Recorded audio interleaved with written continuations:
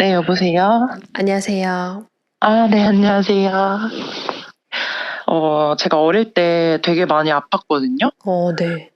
막 항상 몸이 엄청 무거웠고, 음. 기운도 없고 그랬어요. 네. 그리고 좀 이상한 것도 많이 보고, 귀신도 많이 봤었거든요. 네. 그런 걸 너무 제가 많이 보고, 너무 당연하게 그런 걸 많이 봐서 저는 다들 그런 걸 보는 줄 알았거든요? 네. 그리고 또 제가 어릴 때 아파서 방에서 막 앓고 있으면 엄마가 약을 사러 나갔다 오시고 그랬는데 엄마가 나갔다 오시면 제가 누워서 혼자 대화를 하고 있었대요. 네. 엄마가 많이 놀랬다고 하시더라고요. 그러니까 어릴 때 몸이 제가 아픈 건 항상 아팠는데 음. 그 중에서도 특히 팔목이랑 손가락 관절이 엄청 안 좋았거든요. 네. 그냥 평소에는 괜찮았는데 그냥 평소엔 멀쩡하다가 그냥 갑자기 손가락이 막 끊어지는 것 같은 고통이 느껴지는 거예요. 네. 그래서 부모님께서 저 어릴 때 뼈나 관절 쪽으로 유명하다는 병원은 다 데리고 가셨거든요. 네. 그래서 검사도 엄청 많이 하고 그런 뼈에 좋다는 엄청 이상한 것도 엄청 많이 먹이셨고 저한테 네. 아무튼 그런 별별 짓을 다 했는데도 병원에서는 뭐 아무 이상 없다고 하고 모르겠다고 하고 왜냐면 엑스레이를 찍어봐도 멀쩡하니까. 네. 근데 그러다가 어떤 의사 선생님 한 분이 이거 정신병일 수도 있다 그런 얘기를 한 거예요 엄마한테. 네. 네.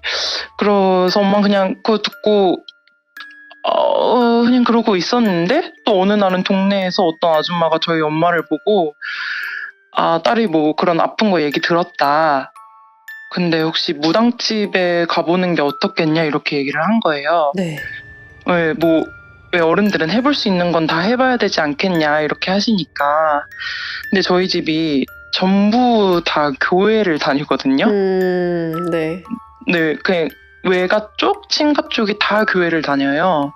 저희 할머니, 할아버지부터 그냥 다 교회를 다니셨고 저랑 남동생도 모태신앙이거든요. 네.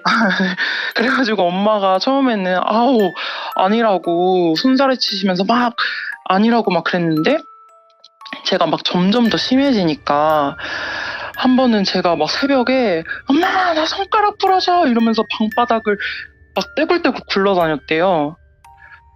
그리고 더 그렇게 비명을 지르니까 사람들이 막 신고하고 경찰까지 오고 그런 거예요. 아동학대인 줄 알고. 아, 비명 소리가 너무 많이 나니까. 네, 제가 그렇게 막 새벽에 소리를 질러대니까 네. 왜 사람들이 왜 병원을 안 보내냐고 막 그러고 또 문제가 그냥 그렇게 비명만 지르는 게 문제가 아니고 통증이 너무 심하면 사람이 막 기절을 하잖아요. 네.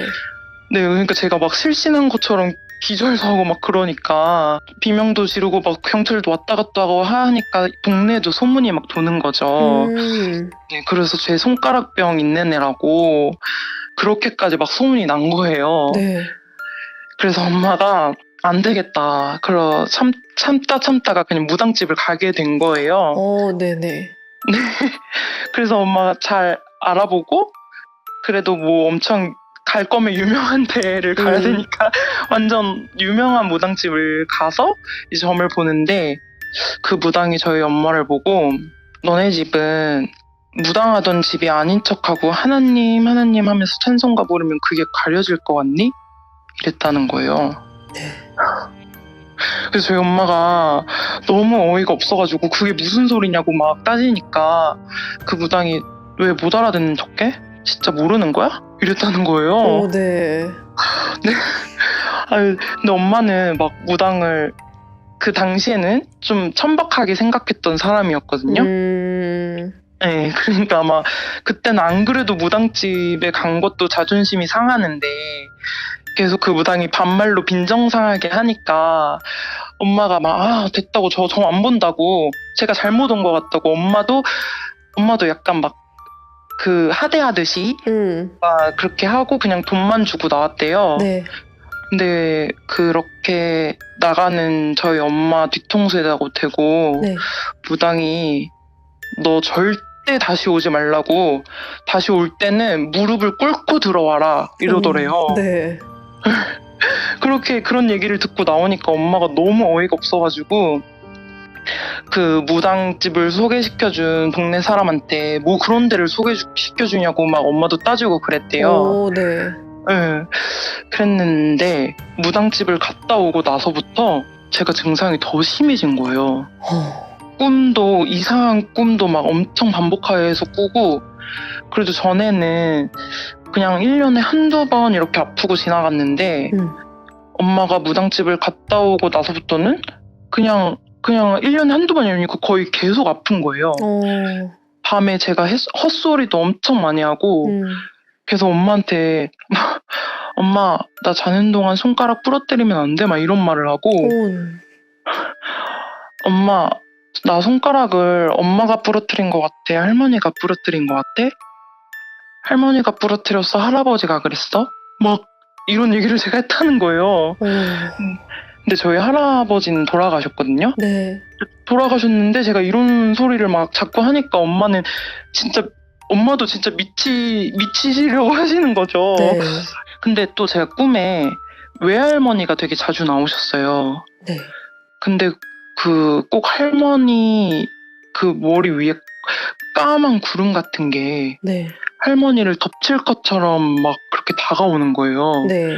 그래서 제가 가까이 가서 저게 뭐지 하고 보려고 하면 그때 꿈에서 항상 깼거든요. 네. 근데 자꾸 그런 소리를 하니까 엄마는 이제 더 교회를 열심히 나가신 거죠. 교회를 더 열심히 다니고 기도를 더 열심히 드리고 막 그랬는데 저는 그 낫지를 안 나아지니까. 네. 근데 그 무당이 한 말이 갑자기 생각이 나더래요. 네. 그래서 저희 외할머니한테 전화를 해서 물어봤대요. 네. 엄마 혹시 우리 집에 무당이 있었냐고. 그렇게 했더니 저희 외할머니가 깜짝 놀라시면서 너 그게 무슨 말이냐고. 우리 집에 그런 천한 피가 어딨냐고. 그러면서 외할머니가 너 혹시 무당집 갔다 왔니? 거길 왜 가니? 너 하나님이 무섭지도 않니? 다른 데는 다 가도 거기는 가지 말라고 했잖아. 이러면서 그냥 엄마 말로는 엄마도 이제 성인인데 어릴 때 엄마를 혼내시듯이 막 이렇게 엄청 그러신 거예요, 할머니가. 네. 막 그냥 진짜 쥐잡듯이 막 그렇게 잡으신 거예요, 할머니가. 네. 그래서 엄마가 말할 틈도 안 주고 할머니가 난리가 나셨는데 할머니가 기가 진짜 세시거든요. 저희 할머니가 또 기가 엄청 세셔가지고 저희 엄마도 시골도 잘 안 내려가고 잘 안 보고 살았어요, 할머니를. 네. 그런 게 이제 엄마도 싫으셨으니까.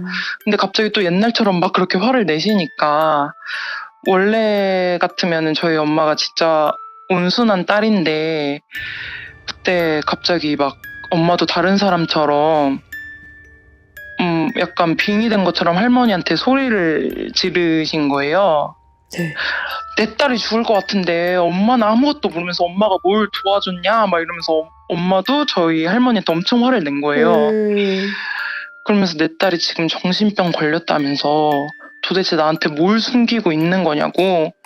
그러니까 엄마도 뭐에 씌인 것처럼 할머니한테 그렇게 난리를 친 거예요. 네.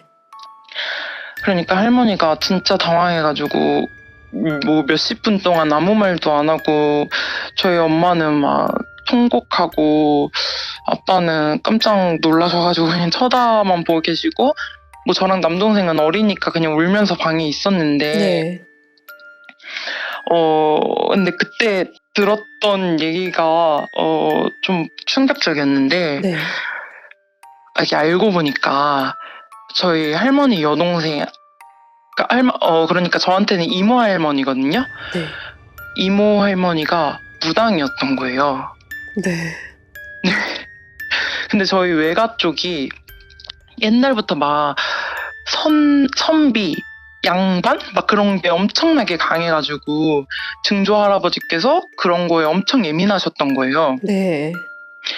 근데 딸이 둘밖에 없는데 그 중에 한 명이 무당기가 있다 보니까 그냥 진짜 집안에서는 그냥 거의 정신병 걸린 사람 취급하듯이 방에 가둬놓고 동네 사람들 몰래 밤에 무당들 불러다가 그 무당 못하게 그 기운 막는 국 같은 거를 엄청 했었대요. 네. 그래서 저희 할머니도 어릴 때 그런 걸 보고 자라신 거죠. 근데 할머니 여동생이, 그러니까 이모 할머니가 나아지기는커녕 점점 더 심해지고 막 혼자 있을 때도 귀신병 걸린 사람처럼 뭐 막 그냥 세상은 앞으로 이렇게 될 거다, 이럴 것이다, 막 이런 예언까지 하고 그러니까 네. 그 증조 할아버지도 더 미쳐 가시는 거예요. 네. 그래서 옛날에는 혹시라도 막 집안에 무당이 있다 이런 게 소문이 나면 거의 저주처럼 그렇게 여겼으니까. 맞아. 네, 그래서 할아버지가 사람들이 알까봐 걱정돼가지고 방에 가둬놓고 못 나오게 하고 막 그랬는데도 자꾸 밤마다 소리 지르고 그러니까 그냥 완전 깡시골 같은 곳으로 자기 딸을 보낸 거예요. 네. 근데 아무리 그래도 자식이잖아요. 그렇죠.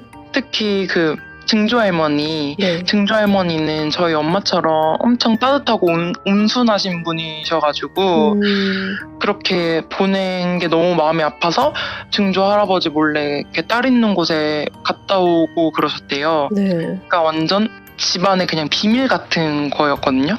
네. 할아버지는 아예 딸을 죽었다고 하고 다니라고 그랬었대요. 네. 근데 그게 시골 내려간 지 얼마 안 돼가지고 그 할머니 여동생이 혼자 기도 같은 거 하러 산에 올라갔다가, 옛날에는 엄청 그런 시골 같은 데가 엄청 험했잖아요. 네. 그러니까 그런 데서 죽음을 당하신 거예요. 네. 그냥 객사한 것처럼 그렇게 죽음을 당하신 거예요. 네. 그래서 그렇게 돌아가시고 나서는 모든 가족들이 그냥 처음부터 그런 딸이 없었던 것처럼 다들 교회를 다니시고 완전 그런 사람은 아예 그냥 집안에 없었던 것처럼 살았던 거죠. 근데 저희 엄마가 이거를 알게 되셔가지고 너무 놀래가지고 엄마도 소문으로 신병은 막 대대로 내려온다 이런 말 있잖아요. 네. 그런 말을 들었으니까 그러면 그 죽은 할머니 신병이 자기 딸이, 그러니까 저한테 내려온 거잖아요. 그래서 너무 막 소름 끼치고 막 그러니까 놀라면서 저희 엄마는 막 하늘이 무너지는 것 같은 느낌을 받으신 거죠. 네. 왜냐면 막 태어나서 딸이 무당이 될 거다 뭐 이런 생각은 한 번도 생각을 안 해보셨으니까. 네. 그때 밤에 전화를 끊고 아빠가 막 말리고 할 틈도 없이 엄마 그냥 슬리퍼 막 끌고 막 무당집을 찾아간 거예요. 네. 그때는 그냥 딸을 살려야겠다는 생각밖에 없으셨으니까 거기서 막 문을 두드리고 문 열리자마자 들어가셔가지고 무릎 꿇고 제발 살려달라고 빌었대요. 네. 그랬더니 그 무당이 전에 갔을 때랑 완전 딴 사람처럼 괜찮다면서 저희 엄마를 일으켜주더니, 그때는 자기도 조상이 씌어가지고 보자마자 그렇게 화가 났던 거라고, 그런 거를 안 알아주니까 괜히 애먼 당신한테 화를 냈던 거다 그러면서 억울하게 돌아가신 그 할머니 이모 할머니 천도해주는 국 같은 걸 하게 된 거예요. 근데 또 이게 막상 구슬을 하려고 하니까 저희 할머니는 또 엄청 이렇게 화가 나셔가지고 길길이 날뛰시는 거예요. 네. 어디서 그런 이상한 거에 빠져가지고 너네 다들 미쳤냐면서, 우리 집은 뼛속까지 기독교인데 너가 어디서 그런 천박한 걸 하냐고, 너 그러면 천벌 받을 거라고 막 소리 지르면서, 너 어디서 하냐고, 그거 내가 다 엎을 거라고 막 그렇게 할머니가 난리를 치시니까 부탁이 전날까지 할머니랑 그렇게 전화를 쌓아오고 그러다가 엄마가 할머니께 어디서 하는지 안 알려드리고 네. 굿을 하게 된 거예요. 네.